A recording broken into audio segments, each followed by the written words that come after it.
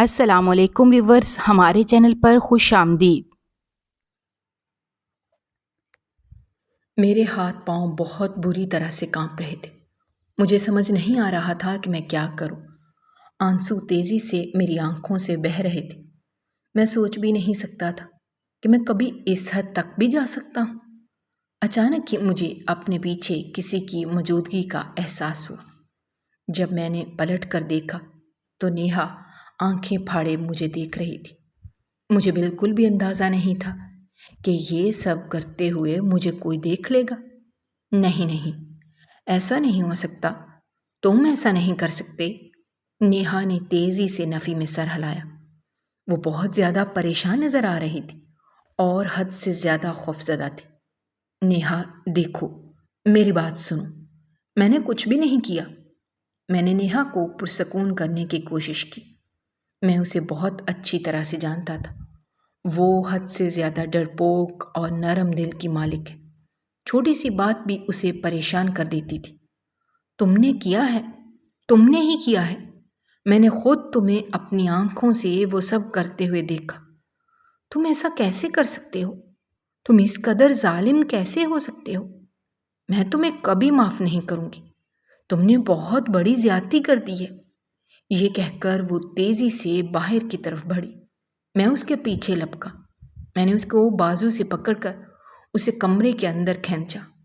وہ اپنے آپ کو مجھ سے چھڑوانے کی کوشش کر رہی تھی، جبکہ میں اسے پرسکون کرنے کی کوشش کر رہا تھا۔ میں نے اس سے کہا، تم اس بارے میں بھول جاؤ، میں بھی بھول جاتا ہوں۔ مجھ سے وعدہ کرو تم اس بارے میں کسی کو بھی نہیں بتاؤ گے۔ بتاؤں گی، میں سب کو چیخ چیخ کر بتاؤں گی۔ میں انہیں تمہاری اصلیت دکھاؤں گی۔ میں نے کچھ بھی غلط نہیں کیا، یہ میرا حق تھا۔ میں نے اس کی آنکھوں میں دیکھتے ہوئے غراتے ہوئے کہا، تم بکواس کر رہے ہو۔ کسی بھی انسان کے پاس یہ حق نہیں کہ وہ تمہارے۔ اچانک ہی وہ گہرے گہرے سانس لینے لگی۔ میں جانتا تھا کہ اسے دل کا مسئلہ ہے۔ میں بہت زیادہ خوفزدہ ہو گیا تھا۔ نیہا کی یہ حالت دیکھ کر میں نہ چاہتے ہوئے بھی اونچی اونچی آواز میں چلانے لگا۔ اس کے ساتھ ساتھ میں نے اس کے سامنے ہاتھ جوڑ دیے اور اسے کہہ رہا تھا کہ خدا کے لیے میرا راز رکھ لینا، خدا کے لیے اس بارے میں کسی کو بھی نہ بتانا، ورنہ میں تباہ و برباد ہو جاؤں گا۔ میں کسی کو بھی منہ دکھانے کے قابل نہیں رہوں گا۔ ایک لمحے کے لیے تو شدت سے یہ خواہش جاگی کہ اسے اسی حالت میں چھوڑ کر بھاگ جاتا ہوں۔ کل جو ہوگا دیکھا جائے گا۔ پھر اچانک ہی مجھے باہر سے تائی جان کی آواز سنائی دی۔ تائی جان کی آواز سن کر میں بہت زیادہ گھبرا گیا۔ میں نے ایک نظر اپنے پیچھے دیکھا۔ اب سب کچھ صاف تھا۔ میں نے سارے ثبوت مٹا دیے تھے۔ پھر میں نے نیہا کو اپنے بازوؤں میں اٹھایا اور تیزی سے بھاگتا ہوا باہر گیا۔ تائی جان مجھے دیکھ کر پہلے تو غصہ کرنے لگی، لیکن جب انہوں نے میرے بازوؤں میں اپنی بیٹی کو دیکھا تو انہوں نے واویلا مچا دیا۔ ہائے میری بیٹی، ہائے میری معصوم سی بیٹی، اسے کیا ہو گیا؟ تم نے ہی اس کے ساتھ کچھ غلط کیا ہے نا؟ تائی جان کی بات سن کر میں نے بے چینی سے ان کے چہرے کی طرف دیکھا اور انہیں کہا، خدا کے لیے فضول بولنا بند کریں۔ میں نے اس کے ساتھ کچھ بھی غلط نہیں کیا۔ یہ خود ہی بے ہوش ہو گئی ہے۔ ہمارے پاس وقت نہیں ہے، جلدی کریں، کہیں ایسا نہ ہو کہ اس کی حالت مزید خراب ہو جائے۔ تائی جان کے شور کی آواز سن کر سب لوگ ہی وہاں پر آ گئے اور پھر میں اپنے کزن کی مدد سے اسے اسپتال لے کر چلا گیا۔ اسپتال میں تھوڑی ہی دیر گزری تھی کہ باقی تمام گھر والے بھی آ گئے۔ تائی جان بھاگتی ہوئی میرے پاس آئی اور مجھے کہنے لگی، بیٹا مجھے بتاؤ اسے کیا ہوا ہے؟ پہلے تائی جان مجھے گالیاں دے رہی تھی، لیکن اب ان کے لہجے میں پریشانی تھی۔ ان کے منہ سے جب اپنے لیے بیٹا سنا تو لبوں پر پھیکی سی مسکراہٹ آ گئی۔ آج سے پہلے انہوں نے کبھی بھی مجھے بیٹا نہیں کہا تھا، بلکہ یہ مجھے جب بھی پکارتی تھی مجھے گالی دیتی تھی۔ تائی جان، پریشان ہونے کی ضرورت نہیں ہے۔ ڈاکٹر نے تسلی دی ہے کہ وہ جلد ہی صحت یاب ہو جائے گی، لیکن اس کے ساتھ ساتھ ایک چھوٹا سا ڈر بھی ہے۔ اس چیز کے ہونے کے چانسز صرف اور صرف 10% ہیں، جبکہ اس کے صحت یاب ہونے کے چانسز 90% ہیں۔ ڈاکٹر نے کہا ہے کہ اگر وہ مزید 1 گھنٹے تک ہوش میں نہ آئی تو وہ کومے میں جا سکتی ہے۔ تائی جان نے اپنے دل پر ہاتھ رکھ لیا۔ میں نے تائی جان کو سنبھالا اور انہیں کہا کہ اس کے چانسز صرف اور صرف 10% ہیں۔ دل ہی دل میں یہ دعا کر رہا تھا کہ اللہ کرے وہ کومے میں چلی جائے اور پھر جب وہ ہوش میں آئے تو اس کی یادداشت چلی جائے۔ میں بے چینی سے گیلری میں ٹہل رہا تھا۔ ایک ایک لمحہ بہت بھاری گزر رہا تھا۔ فی الحال میں یہاں سے بھاگ بھی نہیں سکتا تھا، کیونکہ نہ تو میرے پاس رقم تھی اور نہ ہی میرے پاس کوئی ٹھکانہ تھا۔ اگر میں یہاں سے بھاگنے کی کوشش کرتا اور پیچھے میری کزن میرا پول کھول دیتی تو پھر شاید میں بہت بری طرح سے تباہ و برباد ہو جاتا۔ ابھی میرے پاس ایک آس موجود تھی۔ ابھی میں اپنی کزن کی منتیں کر کے اسے راضی کر سکتا تھا۔ میں نے خود سے عہد کیا کہ اپنی کزن کو منا کر ہی دم لوں گا۔ کافی دیر گزری تو ڈاکٹر خوشی خوشی باہر نکلا۔ اس کے چہرے پر مسکراہٹ دیکھ کر مجھے اندازہ ہو گیا تھا کہ خبر بری ہے۔ اس نے ہمیں بتایا کہ نیہا ہوش میں آ گئی ہے۔ آپ نیہا سے مل سکتے ہیں۔ اس سے پہلے کہ سب گھر والے اس کمرے کے اندر جاتے، اچانک ہی نرس باہر نکلی اور انہیں روکتے ہوئے کہنے لگی، فی الحال پیشنٹ کا کہنا ہے کہ وہ کسی سے بھی نہیں ملنا چاہتی۔ فی الحال وہ صرف ایک ہی لڑکے کا نام پکار رہی ہے۔ تم سب لوگوں میں سے علی کون ہے؟ اپنے نام کی پکار سن کر مجھے لگا کہ میرے قدموں کے نیچے سے زمین نکل گئی ہو۔ باقی تمام گھر والے بھی حیرت سے اور مشکوک نظروں سے میری طرف دیکھ رہے تھے۔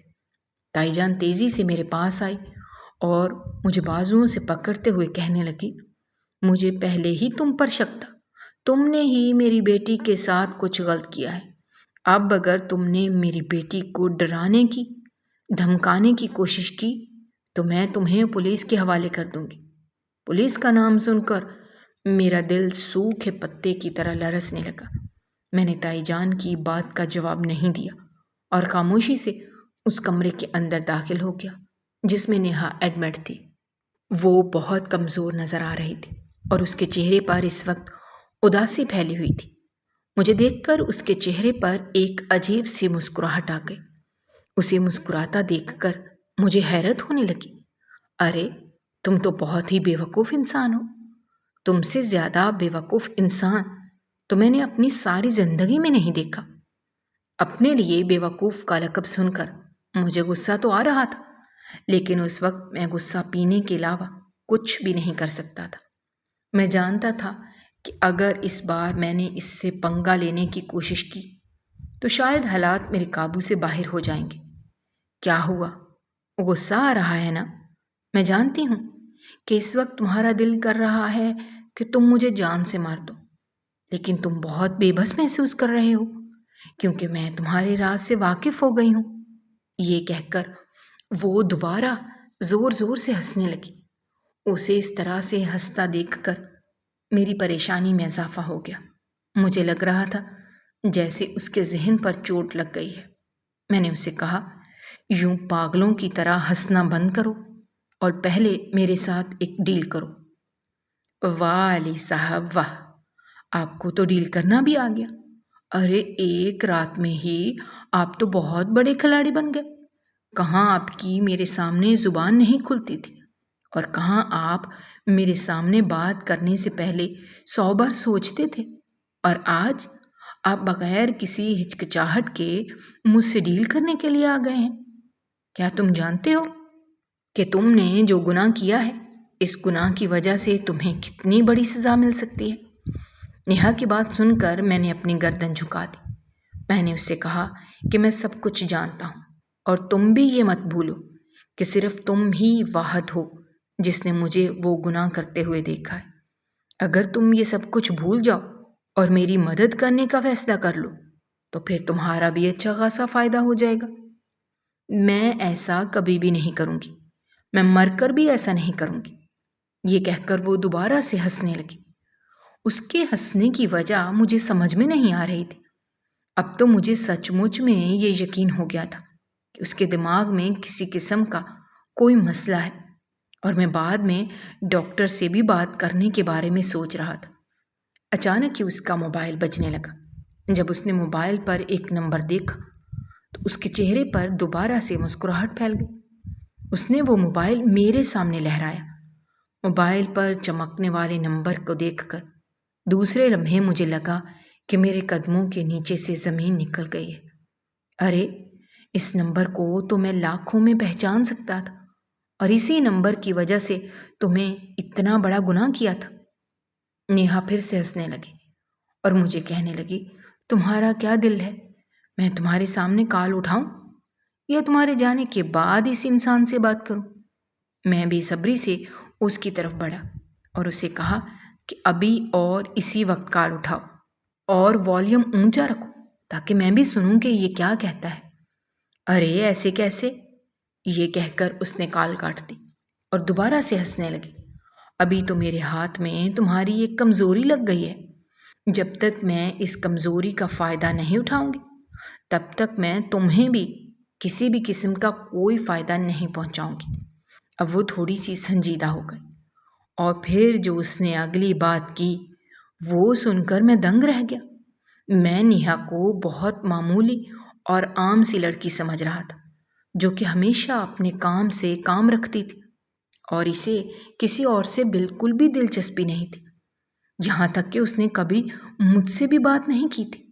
میں سمجھتا تھا کہ وہ ابھی بھی کہانیوں میں رہنے والی تتلیوں سے کھیلنے والی، مگر میں نہیں جانتا تھا کہ وہ ایک خطرناک عورت بن گئی ہے جو کہ ہر صورتحال سے مقابلہ کرنا اچھے طریقے سے جانتی ہے۔ میں یقین سے کہہ سکتا تھا کہ نیہا کی اصلیت کے بارے میں اس کی والدہ کو بھی نہیں پتا ہوگا۔ میں سوچ بھی نہیں سکتا تھا کہ اسے اس راز کے بارے میں بھی معلوم ہوگا۔ وہ جانتی تھی کہ میں اس گندی نالی کے کیڑے کو مزید برداشت نہیں کر سکتی۔ میں سر جھکا کر کچن میں بیٹھا ہوا تھا۔ باہر سے مجھے اپنی تائی جان کی آواز سنائی دے رہی تھی۔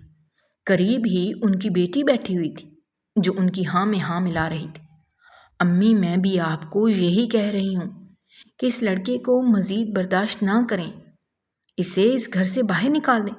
یہ صرف اور صرف ہمارے گھر کا راشن نہیں ختم کر رہا ہے، کام وام تو اس سے ہوتا نہیں ہے۔ اچانک ہی دادی بھی وہاں پر چلی آئیں اور ان کی ہاں میں ہاں ملانے لگی۔ تھوڑی ہی دیر بعد مجھے اپنے نام کی پکار سنائی دی۔ میں جلدی سے اٹھا اور بھاگتا ہوا باہر گیا۔ تائی جان نے مجھے اپنے سامنے کھڑے ہونے کا اشارہ کیا۔ جب میں ان کے سامنے جا کر کھڑا ہوا تو وہ غور سے میری طرف دیکھنے لگی۔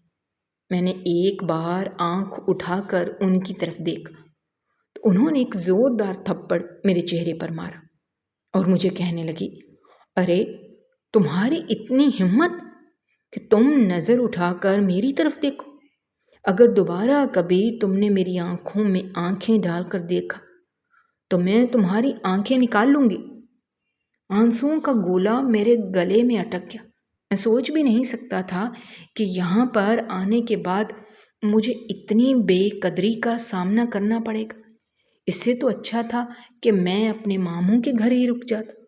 کم از کم ماموں مجھے اس طرح سے تانے تو نہیں دیتے تھے، مگر میرے دادا کی خواہش تھی کہ میں ان کے پاس چلا جاؤں۔ دراصل میں ان کا اکلوتا پوتا تھا، باقی ساری لڑکیاں ہی تھیں۔ دادا مجھ سے بہت محبت کرتے تھے، وہ مجھ پر اپنی جان نچھاور کرتے تھے، مگر جب وہ گھر میں موجود نہیں ہوتے تھے تو ان کی غیر موجودگی میں میرے ساتھ جانوروں سے بھی بدتر سلوک ہوتا تھا۔ علیزے نے لوہے کا ڈنڈا اٹھایا اور زور سے میرے بازوؤں پر مارتے ہوئے کہنے لگی، اماں، اس کے بازو تو اچھے خاصے مضبوط ہیں۔ وہ سوچ بھی نہیں سکتی تھی کہ مجھے اس وقت اتنی تکلیف کا احساس ہو رہا تھا کہ میں نے تائی جان کے سامنے ہاتھ جوڑ دی اور ان سے معافی مانگنے لگا۔ میں نے ان سے کہا، اگر مجھ سے کسی بھی قسم کی کوئی غلطی ہو گئی ہے تو مجھے معاف کر دیں، لیکن کم از کم میرے لیے ان الفاظ کا استعمال مت کریں، مجھے بہت تکلیف محسوس ہوتی ہے۔ تائی جان دوبارہ سے مجھے باتیں سنانے لگی اور کہنے لگی، میں تو یہی چاہتی ہوں کہ تمہیں تکلیف محسوس ہوتی رہے تاکہ تم خود ہی یہاں سے دفع ہو جاؤ۔ کیونکہ ہمارے کہنے پر تو تم یہاں سے نکلنے والے نہیں ہو، اور دوسری طرف تمہارے وہ دادا جان، پتہ نہیں انہوں نے تم میں ایسا کیا دیکھ لیا ہے جو تمہارے پیچھے لٹو ہو گئے ہیں۔ انہوں نے دوبارہ مجھے وہاں سے جانے کے لیے کہا۔ میں آنکھوں میں آنسو لے کر اپنے اس چھوٹے سے کمرے میں واپس چلا آیا۔ یہ کمرہ بھی مجھے دادا جان کی وجہ سے ہی ملا تھا۔ تائی جان مجھے ایک لمحے کے لیے بھی کمرے میں آرام کرنے نہیں دیتی تھی۔ جب بھی میں کمرے میں ذرا دیر کے لیے بیٹھتا تھا تو وہ فوراً آ جاتی تھی اور مجھے کسی نہ کسی کام پر لگا دیتی تھی۔ صرف آج کا دن ہی تھا جو مجھے تھوڑی سی فرصت ملی ہوئی تھی۔ یہ بھی اس وجہ سے تھا کیونکہ کھانا باہر سے آ رہا تھا اور گھر کی تیاری کے لیے بھی نوکر منگوائے جا رہے تھے۔ دراصل گھر میں نیہا کی برتھ ڈے تھی۔ نیہا اس گھر کی سب سے لاڈلی بچی تھی، جس کی کوئی بھی خواہش منہ سے نکلنے سے پہلے ہی پوری ہو جاتی۔ جب میں اس کو دیکھتا تھا تو اسے دیکھ کر میرے دل میں بھی شدت سے یہ خواہش جاگتی تھی کہ کاش میرے والدین بھی زندہ ہوتے تو وہ میری سالگرہ اسی طرح سے مناتے۔ اس وقت میری عمر صرف اور صرف 14 سال تھی۔ اتنی سی عمر میں ہی میں نے زمانے کے تھپڑ سہنا شروع کر دیے تھے، اور اتنی سی عمر میں ہی مجھے صبر کرنا بھی آ گیا تھا۔ اب میں چیزوں کے لیے ضد نہیں کرتا تھا، اور نہ ہی ایسی چیزوں کی خواہش کرتا تھا جن کے بارے میں مجھے معلوم ہو کہ میری خواہش پوری نہیں ہو سکتی۔ اب میں نے خواب دیکھنا بھی چھوڑ دیے تھے، کیونکہ میں جانتا تھا کہ جب خواب اپنے ہاتھوں سے توڑے جائیں تو نہ صرف آنکھیں زخمی ہوتی ہیں بلکہ اس کے ساتھ ساتھ ہاتھ بھی زخمی ہوتے ہیں۔ اس عمر میں میرا صرف ایک ہی مقصد تھا کہ کسی طرح سے اپنی تائی جان کو خوش کروں۔ جب تک تائی جان مجھ سے خوش رہتی تھی تب تک میرا بھی دن بہت اچھا گزرتا تھا۔ نہ ہی مجھ پر کوئی ظلم ہوتا تھا اور نہ ہی مجھے کسی طرح کی کوئی ڈانٹ سننے کو ملتی تھی۔ تائی کو خوش کرنے کے لیے میں ہر طرح کا ہی کام کرتا تھا، یہاں تک کہ کھانا بھی بناتا تھا اور گھر کے واش روم تک صاف کرتا تھا۔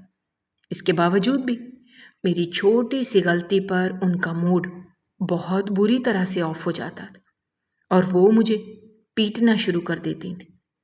ایک دن میں اپنے کمرے میں جا رہا تھا جب اچانک ہی مجھے تائی جان کی آواز سنائی دی، جو فکر مندی سے دادی جان سے کہہ رہی تھی کہ میں بہت پریشان ہوں، مجھے ڈر لگتا ہے کہیں ایسا نہ ہو یہ لڑکا ہماری ساری جائیداد لے کر اڑ جائے۔ دادی جان نے تائی جان کو تسلی دی اور کہا، ارے اس طرح کی سوچیں اپنے دماغ میں مت لاؤ، کیونکہ ایسا ممکن نہیں ہو سکتا۔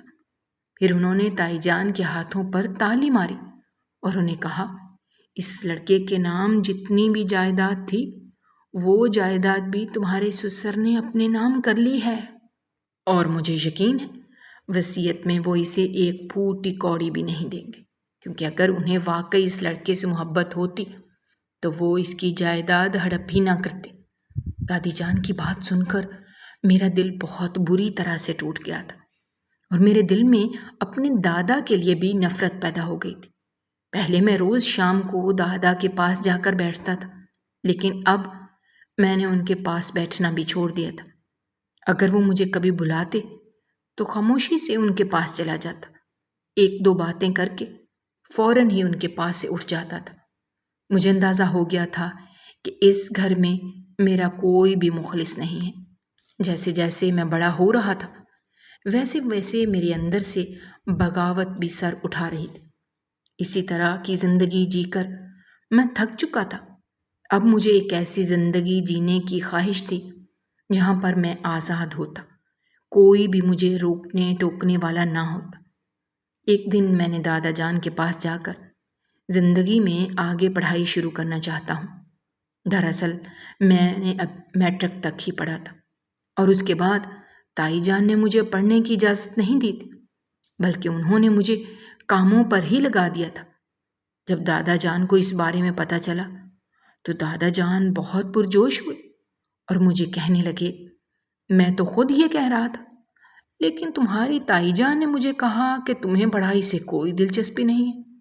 دادا جان کی بات سن کر میں نے تیزی سے نفی میں سر ہلایا اور انہیں کہا کہ میں ایک بڑا آدمی بننا چاہتا ہوں، کیونکہ میں جانتا ہوں اگر میں اسی گھر میں بیٹھا رہا تو میرا مستقبل بہت بری طرح سے تباہ ہو جائے گا۔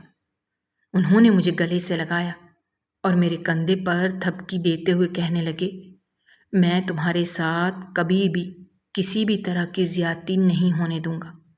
تم اپنے دادا جان پر یقین رکھو، تمہارا دادا جان تم سے بہت محبت کرتا ہے اور تمہارے لیے وہ کچھ بھی کر گزرنے کے لیے تیار ہے۔ دادا جان کی باتیں سن کر میرے چہرے پر ایک پھیکی سی مسکراہٹ آ گئی۔ میں دل ہی دل میں یہی سوچ رہا تھا کہ آپ مجھے جتنی مرضی چاشنی کیوں نہ دے دیں، جتنی مرضی محبت کا اظہار کیوں نہ کر لیں، اب میں آپ کی حقیقت کو جان گیا ہوں۔ میں سمجھ گیا ہوں کہ آپ بھی ان لوگوں سے مختلف نہیں ہیں، لیکن اب میرے ساتھ تھوڑا سا پیار جتا دیتے ہیں جس سے میں خوش ہو جاتا ہوں، اور تھوڑی دیر کے لیے یہی سوچتا ہوں کہ مجھے بھی کوئی محبت کرنے والا موجود ہے۔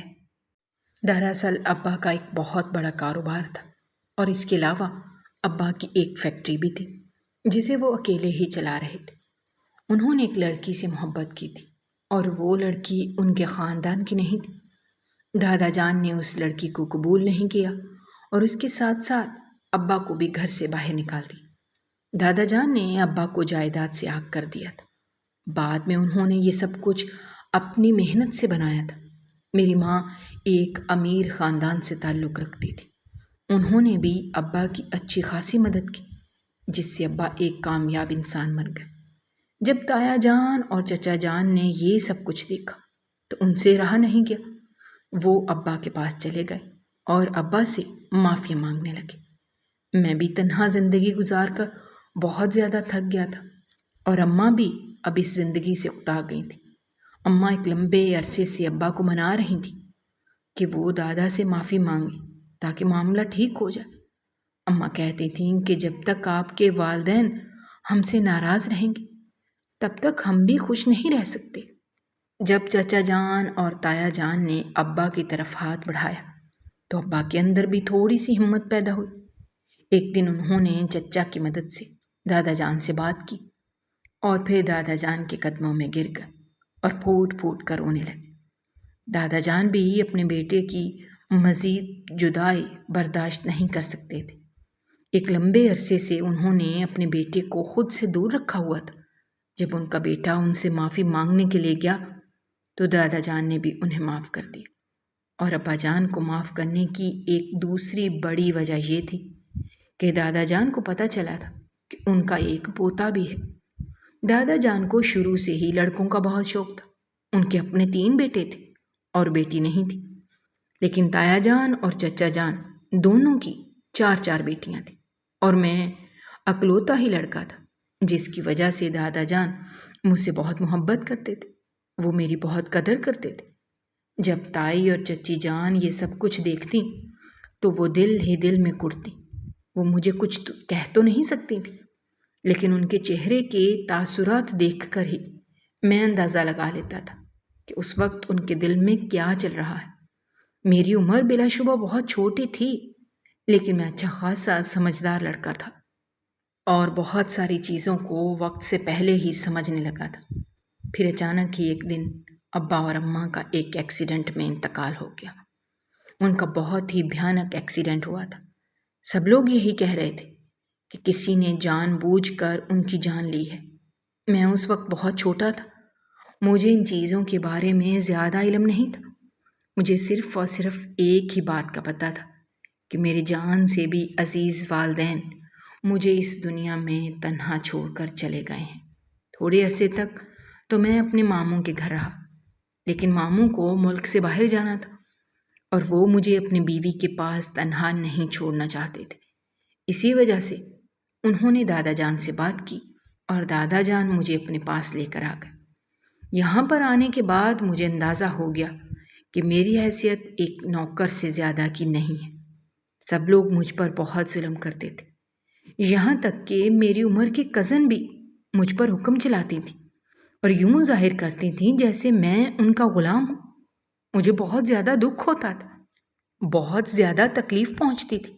کبھی کبھار تو میرا دل کرتا تھا کہ ان سب لوگوں کو جان سے مار دوں، لیکن میں بے بس تھا، اور سب سے بڑی بات یہ تھی کہ میں حد سے زیادہ ڈرپوک تھا۔ میرے اندر ذرا بھی خود اعتمادی نہیں تھی، کیونکہ جس عمر میں بچے کو خود اعتمادی سکھائی جاتی ہے، اس عمر میں انہوں نے میری شخصیت کو بہت بری طرح سے کچل دیا تھا۔ میں نے یونیورسٹی میں بھی پڑھا تھا، لیکن یونیورسٹی میں کبھی بھی سر اٹھا کر نہیں چل سکا تھا۔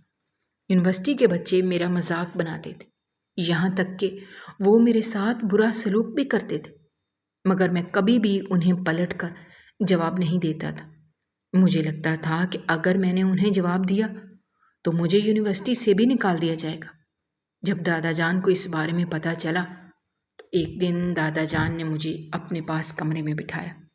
انہوں نے مجھے سامنے بیٹھنے کا اشارہ کیا اور مجھے کہنے لگے، تم کس طرح کے مرد ہو؟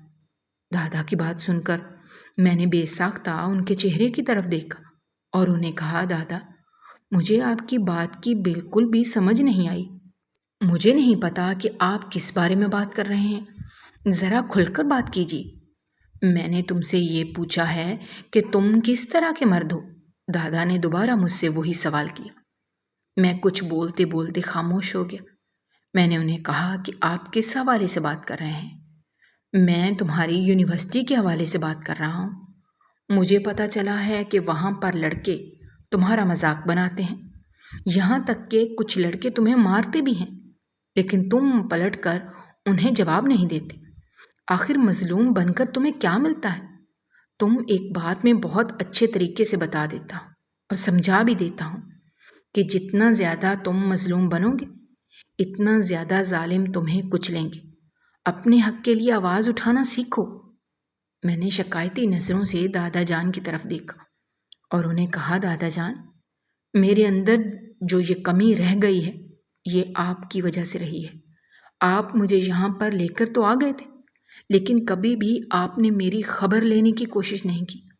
تائی جان اور چچی جان مجھ پر ظلم کرتی رہیں، لیکن آپ نے کبھی بھی انہیں منع نہیں کیا۔ آپ مجھے ظلم سہنے کی اتنی عادت ہو گئی ہے کہ کسی چیز سے کوئی تکلیف ہی نہیں پہنچتی، اور اگر جس دن زیادہ مشکل آ جائے تو اس دن اپنا بچاؤ کرنے کی کوشش کرتا ہوں، اور میرا بچاؤ کرنے کا صرف ایک ہی طریقہ ہے، میں بالکل خاموش ہو جاتا ہوں۔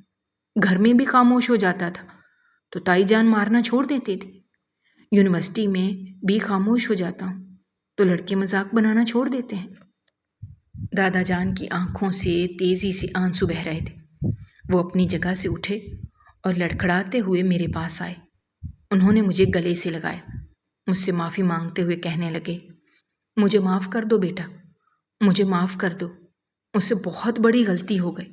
تم ٹھیک کہہ رہے ہو، مجھے تمہاری خبر لینی چاہیے تھی، لیکن میں کیا کرتا؟ جب بھی تمہارے گھر میں گھر کی عورتوں سے پوچھتا تھا تو گھر کی عورتیں مجھے یہی کہتی تھیں کہ سب ٹھیک چل رہا ہے، تم بہت خوش ہو۔ تم سے بھی جب میں نے سوال کیا، تم نے بھی ہمیشہ مجھے یہی جواب دی۔ میں نے دادا کو کہا، کیا آپ میری آنکھوں میں چھپی تکلیف نہیں دیکھتے تھے؟ کیا آپ میرے جسم پر وہ نشان نہیں دیکھتے تھے جو مار کھانے کی وجہ سے بنتے تھے؟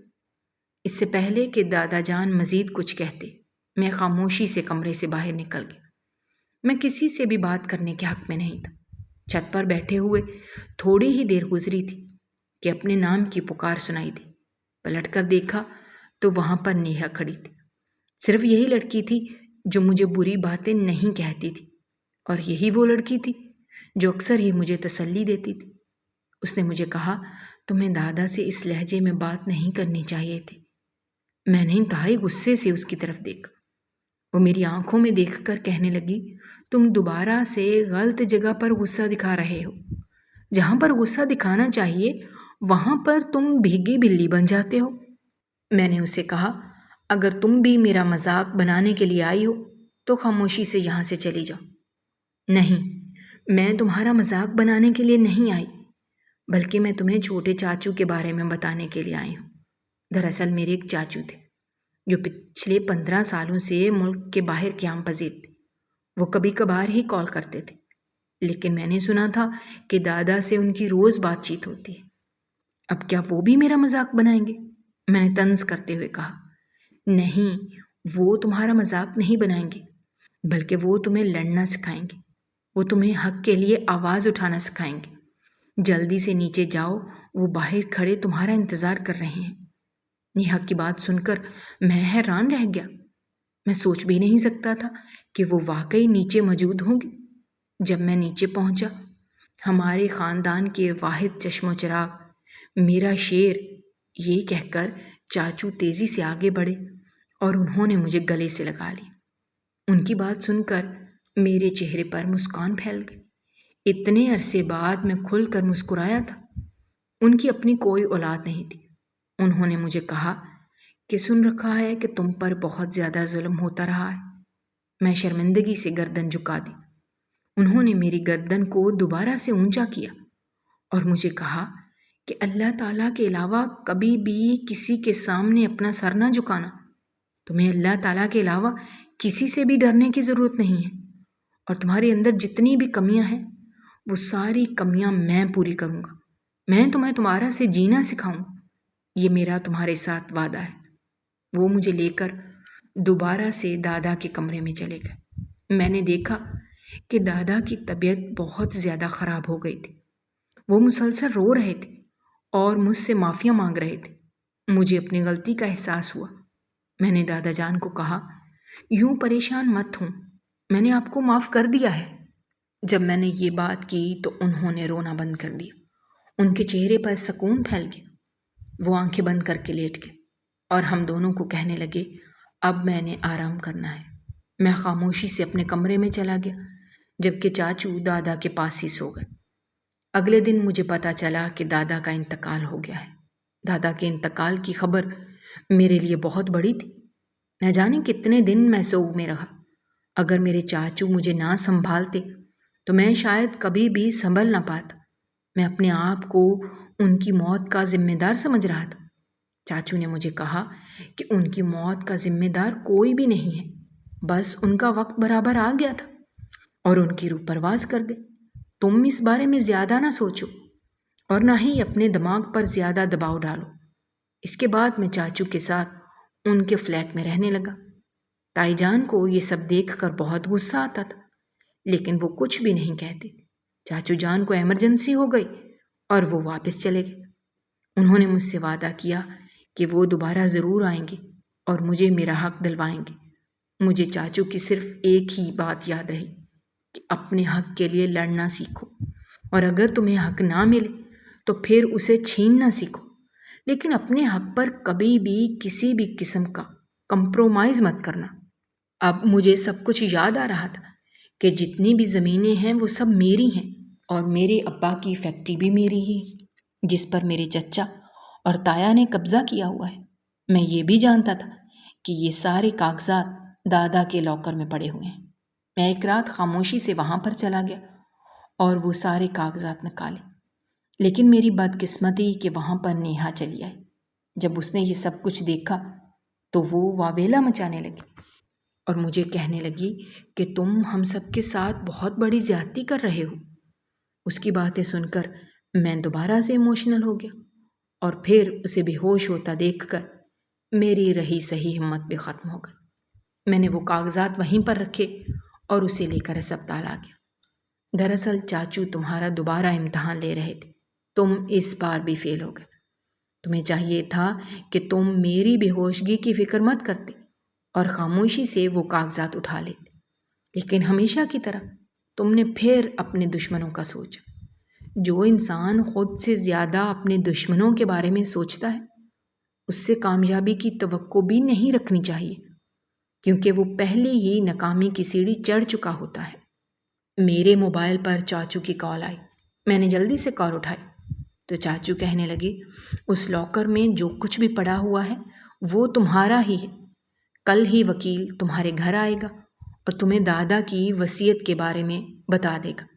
دادا کی ساری زمینیں اور ساری فیکٹریاں اور ساری جائیداد تمہارے نام کر دی ہے۔ دراصل ابھی بھی تمہیں ان میں سے کچھ بھی استعمال کی اجازت نہیں دوں گا۔ پہلے میں تمہارے پاس آؤں گا، تمہیں سکھاؤں گا کہ تمہیں کاروبار کے طریقے بتاؤں گا، پھر اس کے بعد تم اپنی کاروباری زندگی میں قدم رکھو گے۔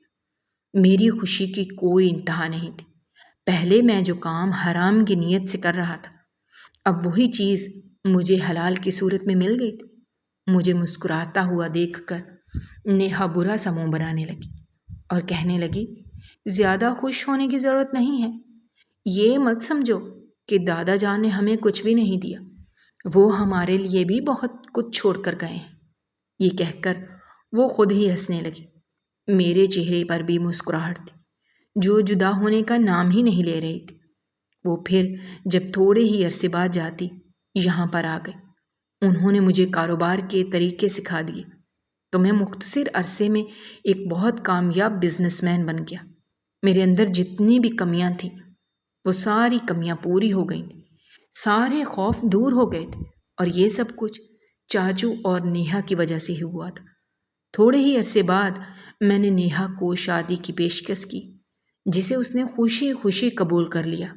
میں اپنے تایا اور دوسرے نمبر والے چچا کے خاندان کو چھوڑ کر بہت دور آ گیا تھا، کیونکہ میں جانتا تھا کہ اگر میں ان کے ساتھ رہا تو میں کبھی بھی آگے نہیں بڑھ پاؤں گا۔ آگے بڑھنے کے لیے سب سے پہلے مجھے وہ رشتے کاٹنے تھے جنہوں نے ہمیشہ مجھے تکلیف پہنچائی تھی اور جو مجھے ہمیشہ ہی اندر سے کھوکھلا کرتے آئے تھے۔ میں مزید کسی کو بھی یہ اجازت نہیں دے سکتا تھا کہ کوئی میرے جذبات سے کھیلے اور کوئی میری زندگی کو دوبارہ ایک تجربے کے طور پر استعمال کرے۔